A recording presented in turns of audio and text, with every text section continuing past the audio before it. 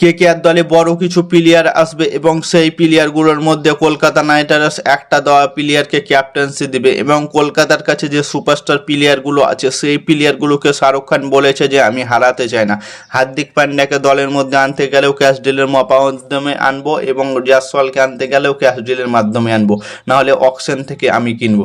কিন্তু Kolkata night Riders Shahrukh Khan বলে দিয়েছে স্পষ্টভাবে যে আমি কোনো সুপারস্টার প্লেয়ারকে হারিয়ে কোনো প্লেয়ারকে দলের মধ্যে আনতে পারবো না। সেক্ষেত্রে কলকাতার এটা বেস্ট অপশান এবং বেস্ট এটা পরিকল্পনা হয়েছে, কারণ সুপারস্টার প্লেয়ারকে যদি হারিয়ে দাও, ধরো হার্দিক পান্ডিয়াকে আনতে গিয়ে হর্ষিত রানা এবং রিঙ্কু সিংকে হারিয়ে দিলে তাহলে কি লাভ হলো তোমাদের কাছে? রিঙ্কু সিংয়ের জায়গাটা কে কমতি পূরণ করবে? এবং হর্ষিত রানা তো একজন অলরাউন্ডার প্লেয়ার এবং ইন্ডিয়ার টিম থেকে রেগুলারভাবে খেলছে হর্ষিত রানা। সেক্ষেত্রে কলকাতা নাইট রাইডার্স কোনো মতেই চাইবে না যে সুপারস্টার প্লেয়ার হারিয়ে কোনো বড় মাপের প্লেয়ারকে আনতে। সেক্ষেত্রে কলকাতা নাইট রাইডার্স দলের বেস্ট অপশন হবে ধরো হার্দিক পান্ডিয়া।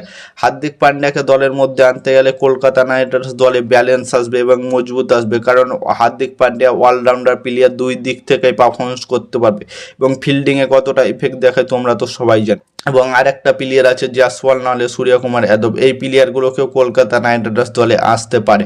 এবং নিকলেশ পুরান আছে বেস্ট অপশন। নিকলেশ পুরানকে মিডিল অর্ডারের জন্য কলকাতা নাইট রাইডার্স নিতে পারে। নিকলেশ পুরান 2 বছর ধরে ফর্মে নেই এবং 21 কোটি টাকার প্লেয়ার এবং লখনৌ, আমার মনে হয় যে লখনৌ তাকে রিলিজ করে দেবে। সেক্ষেত্রে নিকলেশ পুরানকে কলকাতা নাইট রাইডার্স দলে আনতে পারে। কিন্তু কলকাতা কোনো মতেই চাইছে না তাদের সুপারস্টার প্লেয়ারগুলোকে দল থেকে হারাতে। তাদের কাছে সুপারস্টার প্লেয়ার বলতে আছে ধরো ফিন অ্যালেন, এখন সুপারস্টার প্লেয়ার তাদের, কি দুর্দান্ত সময় যা ফিন অ্যালেন খেলছে। এবং আঙ্কিশ রঘুবংশী আছে। আঙ্কিশ রঘুবংশীকে তো কোনো মতে ছাড়বে না কলকাতা নাইট রাইডার্স, কারণ আঙ্কিশ রঘুবংশীর মধ্যে অনেক ট্যালেন্ট আছে এবং ইয়ংগেস্ট প্লেয়ার, তাকে আরও 10-15 বছর কলকাতা নাইট রাইডার্স রিটেন করে করে ইজিলিভাবে খেলাতে পারে এবং নেক্সট বিরাট কোহলি হতে পারে আঙ্কিশ রঘুবংশী। এবং আর একটা প্লেয়ার আছে রিঙ্কু সিং। মানিশ পান্ডিয়ার কথা তো বাদই দিচ্ছি, মানিশ পান্ডিয়ার মধ্যে কতটা এক্সপিরিয়েন্স আছে তোমরা তো সবাই জানো।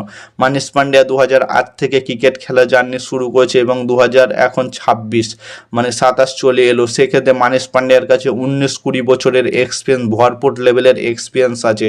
সেক্ষেত্রে মানিশ পান্ডিয়া কলকাতার আর একটা সুপারস্টার প্লেয়ার এবং ফ্যান ফলোয়ার্সও আছে মানিশ পান্ডিয়ার খুব। এবং রিঙ্কু সিংয়ের কথা কি বলবো, রিঙ্কু সিং 100 ম্যাচ জিতিয়ে রাখার ক্ষমতা রাখে এবং superstar player Kolkata night Riders দলে। আর সুপারস্টার প্লেয়ার হচ্ছে সুনীল নারায়ণ। সুনীল নারায়ণ তো 2011 থেকে কলকাতা নাইট রাইডার্সের জন্য লাগাতারভাবে পারফরমেন্স করে আসছে, প্রায় 15-16 বছর ধরে লাগাতারভাবে পারফরমেন্স করছে সুনীল নারায়ণ। কোনো কথা নেই তার পারফরমেন্স নিয়ে। ইকোনমি 6-এর ইকোনমিতে আজ পর্যন্ত বল করে যাচ্ছে। এবং বরুণ চক্রবর্তী স্পিন কিং বলা যায়। বরুণ চক্রবর্তীকে ইন্ডিয়ার দল থেকেও খেলছে বর্তমানে এখন। এবং হর্ষিত রানার কথা, লর্ড হর্ষিত রানাকে গৌতম গম্ভীর এখন অলরাউন্ডার প্লেয়ার বানিয়ে ফেললো লর্ড হর্ষিত রানাকে।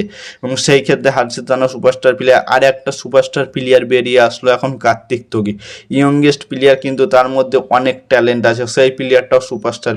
কলকাতা নাইট রাইডার্স কোনো মতে চাইবে না যে সুপারস্টার প্লেয়ারকে হারিয়ে কলকাতা নাইট রাইডার্স দলে বড় প্লেয়ারকে আনতে।